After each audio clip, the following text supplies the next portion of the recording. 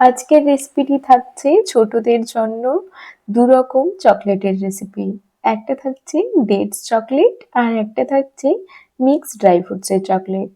৩ রকমের dry fruits দিয়ে চকলেটটা বানিয়েছি। প্রথমে যেটা করতে হবে, বেশ বড় একটা ডার্ক চকলেট নিয়েছি, এর অর্ধেক পরিমাণ নিয়ে নিলাম।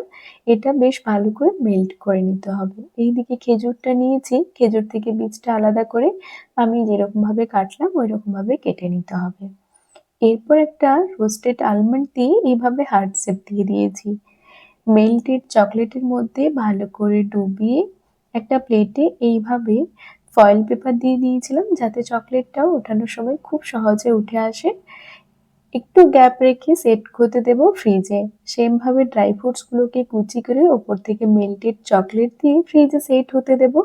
ব্যাস, এরপর ছোটদের একদম খুশি করার জন্য এই চকলেটটা পারফেক্ট আর হেলদিও।